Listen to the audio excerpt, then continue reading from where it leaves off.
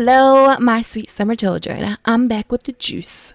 Yennefer of Vengerberg is one of the most polarizing characters in the new Witcher series on Netflix. Yennefer is no doubt the true love of Geralt of Rivia, the White Wolf. Yennefer is a complex character, gray even. She constantly straddles the lines between protagonists and antagonists.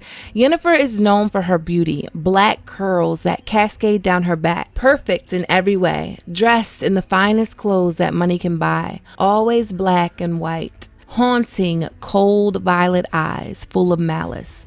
Yes, Yennefer is beautiful, but she's so much more than that. She is a fierce and powerful sorceress, the youngest member of the Supreme Council of Sorcerers within the Brotherhood of Sorcerers. In the Witcher book series, we first meet Yennefer in the last short story, The Last Wish, in the book, The Last Wish. Dandelion and Geralt are fishing and they accidentally get tangled up with this djinn. Dandelion has some issue with his throat, life-threatening shit, and Geralt has to save him. He rides to this town called Rind to seek the help of a sorceress. Sheridian refers to Yennefer as an individualist. Currently in Rind, there is a wizard boycott of sorts, and the benefit of this is that magic is in high demand. Yennefer isn't paying levies or taxes, and she's untouchable because she's staying with an ambassador, Bo Baron. She's basically imprisoned in the ambassador's house. So the counselors of Rind are furious about this, but she doesn't give one single fuck. She makes light of them by holding balls and extravagant parties, and that is part of who Yennefer is. Geralt's first meeting with Yennefer starts out with a bang. She shoots some kind of fireball from her fingers and he catches it with a spell, but he's still slammed into the wall. Like, in their first meeting is kind of like foreshadowing for their entire fucking relationship. Geralt is the first Witcher that she has ever met, and she has heard of his fame. Yennefer would help him, but not for him or his friend's sake, but for power. And also, she's gonna use him. She told him you have to pay. She wants him to settle some accounts for her in Rind for her clients. Anyone could do it for her, but she wants Geralt to do it. He does it while under a spell and makes it back to her to try to stop her from trying to capture the djinn. Geralt forcefully pulls Yen through a portal and they fight like they physically fight. It's a mess. Finally, she realizes that Geralt needs to make his third wish. Geralt can wish for anything, but his last wish or his third wish he uses thoughtfully. The djinn cannot kill his master, so Geralt cunningly binds Yennefer's fate to his, which saves both of their lives. Yennefer hears what he wished for. That wish of yours. I heard what you wished for. I was astounded. Simply astounded. I'd have expected anything but to... What made you do it, Geralt? Why? Why me? Don't you know? It was at this moment that he knew he would never forget the scent of lilac and gooseberries, Yennefer's signature scent. And so the crazy love story begins. Now, before Geralt makes this wish, he sees her. He truly sees her. He knew what she used to be, what she remembered, what she couldn't forget, what she lived with, who she really was before she had become a sorceress. Her cold, penetrating, angry, and wise eyes were those of a hunchback. He was horrified. No, not of the truth. He was horrified that she would read his thoughts, find out what he had guessed, that she would never forgive him for it. Geralt kills that memory and bans it from his mind forever. Most sorceresses are not born beautiful because it's not a life that a normal person would choose, and those daughters that are born beautiful are used for marriages. Yennefer was deformed as a child, and the dream she has in the Tower of Swallows can attest to her torturous childhood. The two people who were meant to love her the most did not, especially her father. Take this hunchback monstrosity from me, he says. It was your elven family that were witches. It was you that aborted your first pregnancy. It was because of that you have tainted elven blood and a tainted womb, woman. Daddy, Mummy, get away, you freak. That was Yennefer's childhood. Her mother was half elf, and Yennefer is quarter elf. When Yennefer discovers her magical abilities, it's off to Artusa. She struggles there, and she ultimately tries to commit suicide. Tissaia is the one who transforms Yennefer after her failed suicide attempt. You didn't succeed. repeated Tissaia de Vries. But not because you didn't try hard. You cut well and deep. That's why I'm here with you. Had it only been silly games, had it been foolish, irresponsible demonstration, I would have nothing but contempt for you. But you cut deep purposefully. I shall take care of you, girl, because I believe it is worth it. And it will take a great deal of work. Oh, but it will. I'll not only have to straighten your spine and shoulder blade, but also heal your hands. When you slit your wrists, you severed the tendons. And a sorceress's hands are important instruments, Yennefer. Because Yennefer goes through all of these magical transformations, she cannot bear children. Most witches can't bear children, but not all. Geralt's mother was a witch, and somehow she was successful in having a child. So it's not impossible. Although Yennefer is often told that it is. And that's the one thing that Yennefer wants, a child. The unconditional love of a child. It seems most of what Yennefer does is to achieve this. The incident with the djinn was surely a ploy for Yennefer to cure her womb. After the incident in Rind, Geralt and Yennefer lived together in Vengerberg for a year before he just up and leaves. He just disappears. They don't see each other again until 4 years later in the short story Bounds of Reason while they're hunting the green dragon. So when they finally talk, Yennefer is filled with fury and she says those 4 years left their mark, but she's over it. And Geralt should be glad because it wasn't long ago she had plans to do something awful to him. And I'm not talking about busting his windows out his car. On the dragon hunt, Geralt saves Yennefer from falling to her death, and Yennefer asks Geralt to slay the golden dragon for her for a procedure to fix her wound. They end up discovering the dragon's little dragonling, and Yennefer tries to assist. Borch then tells them that they are made for each other, but nothing will come of it. And to that, Yennefer says, I know, but I would also like to believe there are no limits of possibility. Later, Yennefer and Geralt are staying in a town with a funny name that I can't possibly pronounce right, but the name is Elven, and it translates to a shard of ice, and that's actually the name of the short story. Among the elves, the sorceress whispered pensively, there is a legend about a winter queen who travels the land during snowstorms in a sleigh drawn by white horses.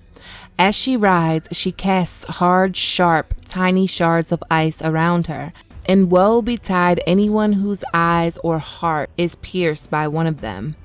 That person is then lost. No longer will anything gladden them. They find anything that doesn't have the whiteness of snow ugly, obnoxious, repugnant. They will not find peace, will abandon everything, and will set off after the queen in pursuit of their dream and love. Naturally, they will never find it and will die of longing. Apparently here, in this town, something like that happened in times long gone. It's a beautiful legend, isn't it? To this, Geralt says it isn't a legend, it's a pretty description of the hideous phenomenon known as the Wild Hunt. And Yennefer's like, you know what? You just don't have an ounce of romance. As they live together, Geralt seems completely smitten with Yennefer. He loves to watch her brush her hair. They have all kinds of sex, like even sex on a stuffed unicorn. But it is in this town that Geralt comes face to face with Istredd, Yennefer's other lover. Istredd is in love with Yennefer and wants to marry her. Istredd confesses to Geralt that they have been in a non-committal relationship for many years. And Geralt is all like, well, I just banged her last night. And then Istredd, not to be outdone, is like, well, I just banged her this morning. Istredd wants Geralt to remove himself from their relationship. Yennefer is a no-nonsense, to-the-point person. She basically tells Geralt, I knew I was coming here to see Istredd. I knew I would go to bed with him. I know how you feel now, and I'm sorry about that, but I do not feel guilty. Yennefer basically says they are both dear to her, but most importantly, Yennefer thinks that Istredd loves her. Geralt then calls himself a mutant, and Yennefer can't stand it. She says, stop saying that, like, don't say that. And Yennefer seems to admit that she's incapable of loving someone. Speaking of the elven legend of this town, Yennefer says it's a symbol. In our sleigh ride is the pursuit of a dream which is unattainable. For I, the elf queen, desires warmth.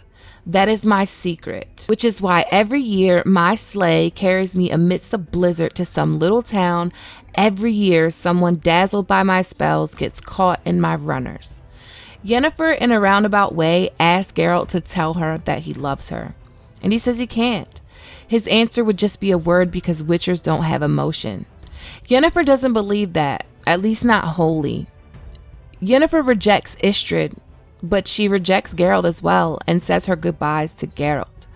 But in the short story Something More, Geralt dreams of her and remembers seeing her at Beltane, which is basically like a Woodstock orgy. It's basically like a celebration of life cycles and nature regenerating itself. Geralt and Yennefer see each other there, and while they are both truly happy to see each other, Yennefer tells Geralt that she doesn't want to start this cycle again, for it to end just like it did the last time. She doesn't want to, but they talk and fuck anyway. And then they go their separate ways. Yennefer is one of the mages that fights in the Battle of Sodden Hill, which, while not depicted in the books, it is depicted in the Netflix show.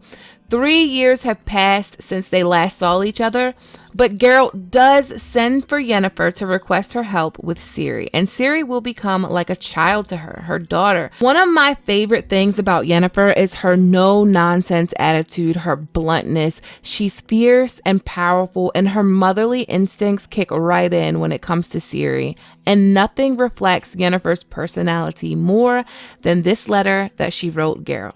This whole letter is filled with sass, and every time she says dear friend, she's making fun of Geralt because he titled the letter to her dear friend, and it's like a whole big thing, and apparently she was appalled. Dear friend, your unexpected letter, which I received not quite 3 years after we last saw each other, has given me much joy. My joy is all the greater as various rumors have been circulating about your sudden and violent death. It is a good thing that you have decided to disclaim them by writing to me. It is a good thing, too, that you are doing so soon. From your letter, it appears that you have lived a peaceful, wonderfully boring life, devoid of all sensation. These days, such a life is a real privilege, dear friend, and I'm happy that you have managed to achieve it. I was touched by the sudden concern which you deigned to show as to my health, dear friend. I hasten with news that, yes, I now feel well. The period of indisposition is behind me. I have dealt with the difficulties, the description of which I shall not bore you with. It worries and troubles me very much that the unexpected present you receive from fate brings you worries. Your supposition that this requires professional help is absolutely correct, although your description of the difficulty, quite understandably, is enigmatic. I am sure I know the source of the problem, and I agree with your opinion that the help of yet another magician is absolutely necessary. I feel honored to be the second to whom you turn. What have I done to deserve to be so high on your list? Rest assured, my dear friend, and if you had the intention of supplicating the help of additional magicians, abandon it, because there is no need. I leave without delay and go to the place which you indicated in an oblique yet, to me, understandable way. It goes without saying that I leave in absolute secrecy and with great caution. I will surmise the nature of the trouble on the spot and will do all that is in my power to calm the gushing source. I shall try, in so doing, not to appear any worse than other ladies to whom you have turned, are turning, or usually turn with your supplications. I am, after all, your dear friend. Your valuable friendship is too important to me to disappoint you, dear friend. Should you, in the next few years, wish to write to me, do not hesitate for a moment. Your letters invariably give me boundless pleasure. Your friend, Yennefer. The letter smelled of lilac and gooseberries.